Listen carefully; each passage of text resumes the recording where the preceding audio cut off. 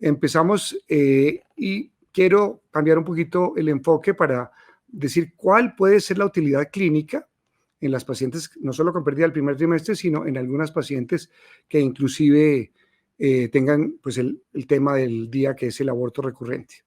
Entonces aquí esta es una gráfica clásica que ustedes ya conocen, pues que nos muestra que en biología reproductiva pues estamos diseñados evolutivamente para ser padres jóvenes y que en la medida que el tiempo pasa, pues la tasa de pérdidas de embarazo aumenta y la tasa de fertilidad disminuye.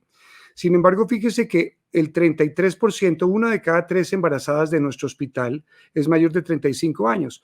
O sea que la maternidad tardía, que en Europa pues es relativamente frecuente, aquí en Latinoamérica no lo era, pero algunos grupos poblacionales como en nuestro hospital estamos viendo que pues ya tenemos un gran porcentaje de pacientes mayores en las cuales las pérdidas de embarazo pues son un poco mayores, como ustedes ven en la gráfica. Entonces, esta es la definición clásica de qué es una pérdida temprana de embarazo. Entonces, pues obviamente vemos que el embarazo intrauterino no es viable, ya sea porque no hay ausencia de estructuras embrionarias o porque no hay actividad cardíaca cuando debe estar la actividad cardíaca, que ya lo veremos, en las primeras 13 semanas de gestación. Y si bien es cierto, las imágenes cada vez las perfeccionamos, pues la biología sigue siendo la misma en estos 6 millones de años de evolución que lleva nuestra especie. Entonces, pues simplemente aquí lo que somos observadores de eventos biológicos que han venido ocurriendo a través de todo este proceso evolutivo.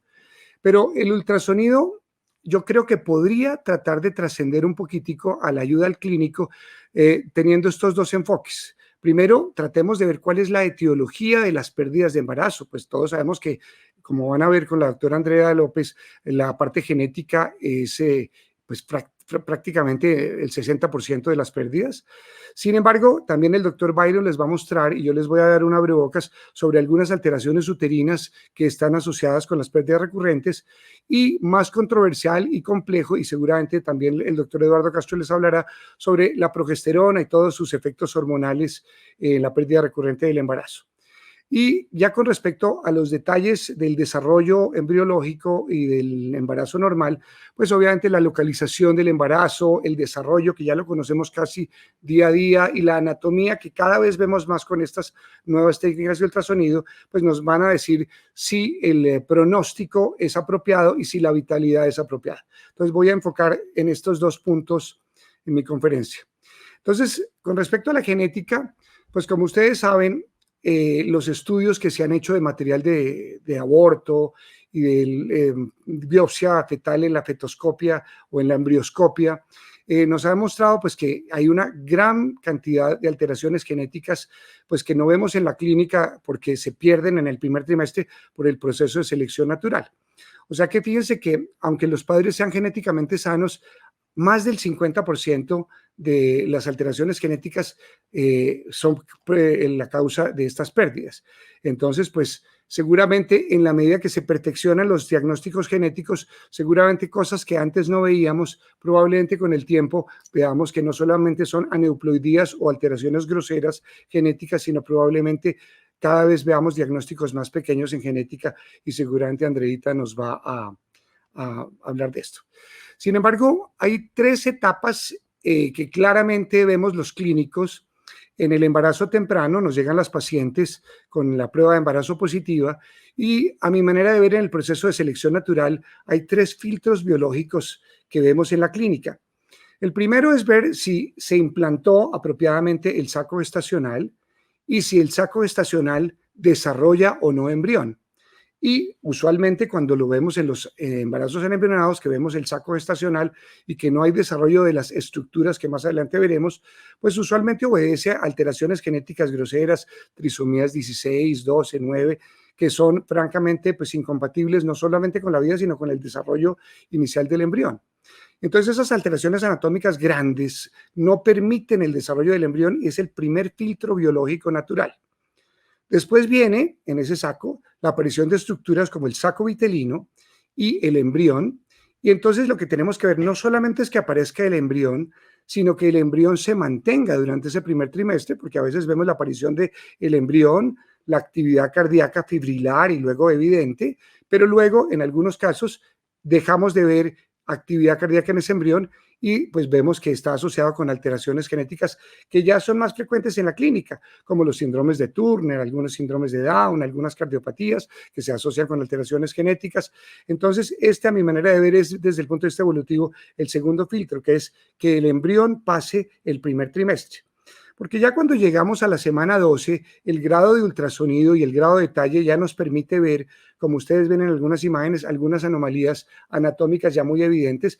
En este caso, por ejemplo, estamos viendo un caso de una otocefalia, que es una alteración anatómica que probablemente tenga alteraciones genéticas que no son aneuploidías, pero que ya son evidentes y fáciles de diagnosticar a partir de la semana 12. Con respecto a la etiología uterina, aquí les estoy mostrando francamente pues que la cavidad uterina pues uno tiene que ver ultrasonográficamente con estas reconstrucciones que tenga una capacidad habitable. Y pues ya sea que tengamos alguna masa como la que evidentemente vemos ahí en este mioma, que es un mioma intracavitario tipo 0,1, según la clasificación FIGO, vemos francamente pues que la posibilidad de embarazo existe, porque los embarazos a veces se cuelan en cualquier esquina, pero si uno ve que una paciente tiene pérdidas recurrentes o ha tenido pérdidas y tiene una imagen similar a esta, pues uno ve que francamente la posibilidad de que esa cavidad habitable sea apta para un embarazo, pues no es, o sea, por lo tanto, pues yo sí creería que las unidades de fertilidad o los clínicos dirán, pues sería probablemente mejor hacer una miomectomía en este caso. Con respecto a las anomalías müllerianas, que ya las hablará el doctor Byron en detalle, pues hemos aquí en la Fundación Santa Fe desde hace algunos años escogido esta clasificación de la Sociedad Europea de Fertilidad y Embriología porque tiene un enfoque muy clínico y aquí lo que es importante y simplemente voy a hacer una pasada muy rápida por esta clasificación. Dividimos los úteros en esta clasificación en unicorporales y en bicorporales. Los unicorporales, que son los de este sector, son los que se asocian más con las pérdidas de embarazo y las pérdidas recurrentes de embarazos, especialmente estos septados parciales o completos. Y tenemos los úteros bicorporales, que son úteros que se asocian con restricciones de crecimiento y parto prematuro, pero no necesariamente con pérdidas recurrentes del embarazo, o sea que la diferenciación de estos unicorporales y bicorporales puede ser importante. Aquí, por ejemplo, vemos en los U2, que son los septados, el U2A es el septado parcial y el U2B es el septado completo. Y aquí les estoy mostrando la reconstrucción tridimensional de un útero que tiene un septo completo. Inclusive vemos que en la imagen vemos que tiene dos cuellos uterinos.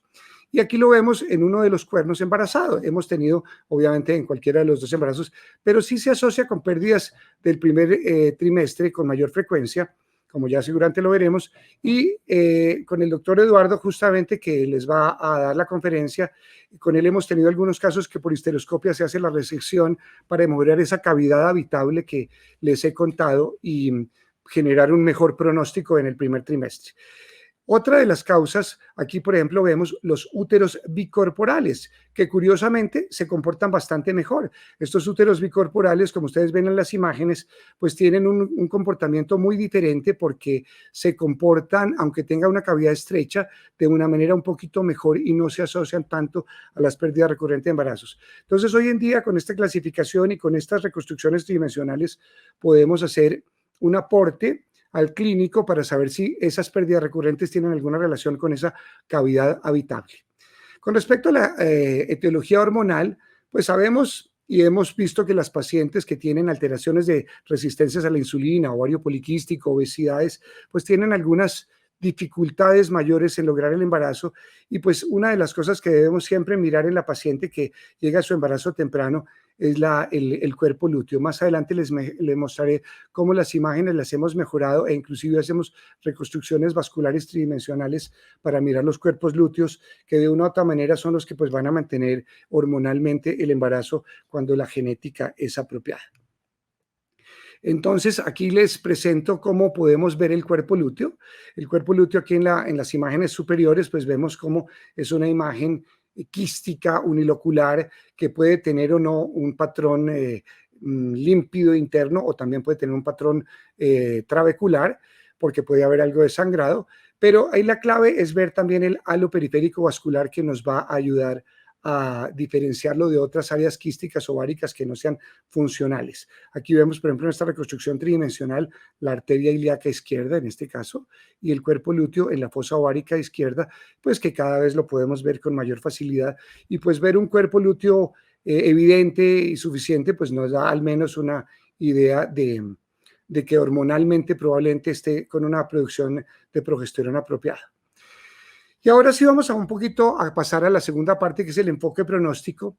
Y entonces aquí en estas imágenes les muestro cómo hemos venido cambiando la manera de ver las cosas. Si bien es cierto, en algunos sitios distantes a las ciudades grandes, en zonas rurales, pues probablemente con un equipo de ultrasonido no tan sofisticado se puede hacer lo mismo. Simplemente aquí lo que les hago es la comparación de que podemos ver las cosas de manera muy diferente, pero el concepto sigue siendo el mismo: ver la aparición o no de las estructuras anatómicas que ya sabemos casi en el día a día, de cómo empezamos a ver la implantación del saco estacional, la implantación en un endometrio que se vea apropiadamente desidualizado para la implantación, la aparición del saco vitelino, la aparición del saco amniótico y obviamente la aparición del embrión y su saco amniótico. Entonces, como ustedes ven en imágenes sofisticadas o en imágenes sencillas, simplemente la anatomía se puede ver de manera evidente. O sea, sin duda lo vemos mucho mejor en equipos más sofisticados, pero en equipos sencillos podemos hacer justamente lo que queremos, que es tratar de hacer un enfoque pronóstico. Aquí les quiero mostrar diferentes imágenes para mostrarles algunas de las cosas que buscamos en la cotidianidad. Entonces aquí primero pues vemos los sacos gestacionales implantados en un endometrio apropiado. Luego vemos la aparición de los sacos vitelinos, que las pacientes a veces acuden a nosotros muy tempranamente y entonces quieren saberlo todo, pero uno con una imagen de estas no puede saber pronóstico. Luego viene la época en que ya vemos, como les enseñamos a los estudiantes, el signo del anillo de diamante, que es el saco vitelino, y en uno de sus polos vemos la aparición del embrión. Y el embrión ya podemos ver con los equipos. Yo ya he visto actividad cardíaca en embriones de 2 milímetros. Entonces uno ve lo que es el anillo de diamante, porque el diamante se ve en la actividad fibrilar, o en el Doppler sofisticado, pues vemos la actividad cardíaca. Y ya un poco más adelante no solamente vemos los esbozos del embrión, sino que vemos la cavidad amniótica, que claramente nos empieza a diferenciar. Aquí vemos, por ejemplo, el conducto vitelino, y pues vemos cómo con imágenes cada vez más sofisticadas podemos esclarecer no solamente que el desarrollo está siendo apropiado, sino que poco a poco empezamos a apropiarnos de la anatomía que antes era del segundo trimestre, la podemos empezar a adoptar desde el primer trimestre, viendo, por ejemplo, inserciones umbilicales, el onfalocele fisiológico, el desarrollo de los polos de las extremidades, los polos cefálicos de manera apropiada. Podemos hacer zooembriología y ver, por ejemplo, el desarrollo del romboencéfalo y el prosencéfalo de manera apropiada en etapa muy temprana del embarazo. Ver los sacos vitelinos y las inserciones de los conductos vitelinos en la base del cordón umbilical. Entonces, el hecho de ver anatomías normales nos genera probablemente una mayor tranquilidad pronóstico. Por ejemplo, me acuerdo a principios de este año, yo me acuerdo de haber tenido un feto con una ectopia cordis cuando estaba de residente, y curiosamente tuve 2 fetos con ectopia cordis en el principio de este año en 15 días. Las cosas casi siempre nos llegan por pares. Entonces, pues obviamente cuando vemos fetos hidrópicos, edematizados, fetos en los cuales vemos que, como en este caso, el corazón está por fuera del tórax, o en este caso que tenemos un onfalocele gigante con el hígado por fuera, pues claramente lo diferenciamos, estos fetos dismórficos, de los fetos que claramente se ven normales. O sea que el ultrasonido tiene un enfoque pronóstico no solamente en la aparición de sus estructuras anatómicas normales, sino que poco a poco con la resolución podemos ver su desarrollo cada vez más apropiado. Con respecto a la localización del saco, pues sí es importante que esas pacientes que llegan tempranamente veamos si hoy en día que tenemos las cesáreas anteriores tan frecuentemente, pues empezar a evaluar si tenemos la posibilidad de ver si la implantación es apropiado. Aquí, por ejemplo, vemos un ectópico cervical, aquí, por ejemplo, vemos un ectópico de la cesárea, aquí vemos, por ejemplo, un ectópico cornual, aquí vemos una implantación probablemente normal. Entonces, en el pronóstico, pues obviamente es importantísimo ver el sitio de implantación, porque pues tenemos que no solamente ver el pronóstico, sino preservar la fertilidad en estos casos en los que si el diagnóstico es tardío, podría terminar en cirugías mucho más invasivas. Con respecto al saco vitelino, el saco vitelino es una estructura fundamental, o sea que la ausencia del saco vitelino, que a veces vemos un saco gestacional bien implantado, pero no le vemos el saco vitelino, tenemos que tener en cuenta dos cosas. Primero, debe aparecer siempre. Si el embarazo es apropiado, debe tener su saco vitelino. Embriológicamente, pues ustedes saben la importancia del saco vitelino desde el punto de vista inmunológico y de desarrollo nutricional, pero hay dos cosas que son fundamentales de descartar. Primero, su aparición o no, y segundo, el tamaño. A veces vemos que el tamaño del saco vitelino comparado con el saco gestacional es mucho mayor. O sea que cuando vemos sacos gestacionales muy grandes, empezamos a ver que el pronóstico probablemente sea inapropiado.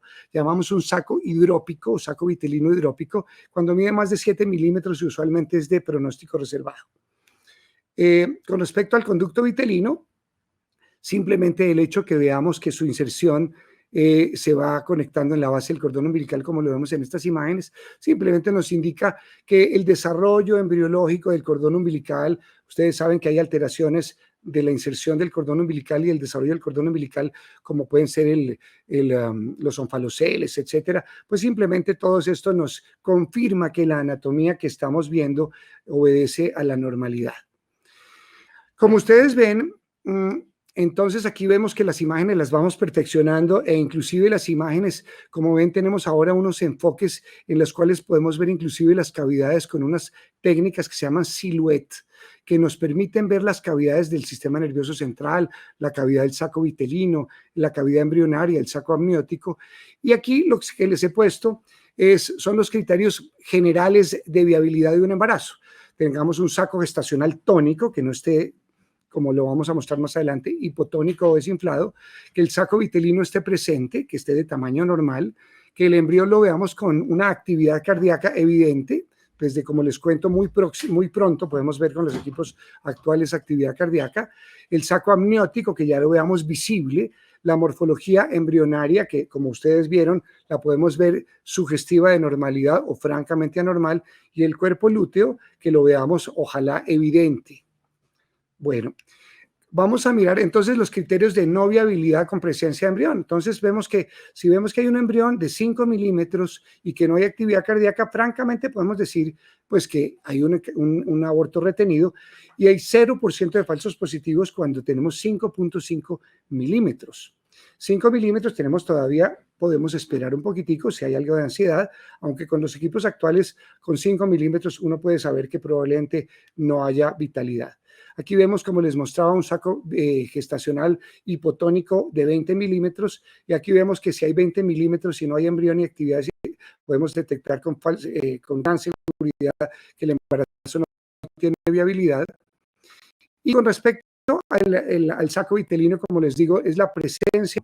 Si vemos un saco vitelino que está de tamaño normal y no vemos embrión y tenemos duda, podemos hacer a los 7 días una ecografía de control y ya debe haber aparecido el saco vitelino. O sea que si tenemos 7 días de diferencia con presencia de saco vitelino y en la segunda no vemos el embrión y actividad cardíaca, podemos pensar que el pronóstico es inapropiado. Entonces, aquí vemos estos los signos de vitalidad. Si ustedes quieren ser un poco más prudentes, pueden esperar hasta los 7 milímetros o hasta los 24 milímetros de saco gestacional. Pero como ustedes ven, en la mayoría de los reportes, 5 milímetros y 20 milímetros son los reportes que tienen 0% de falsos positivos. Entonces, simplemente en el embarazo en embrionado, cuando tengan dudas, solamente esperen una semana, porque usualmente no hay sangrados. Pero si no hay sangrados y hay duda, la opción es esperar una semana.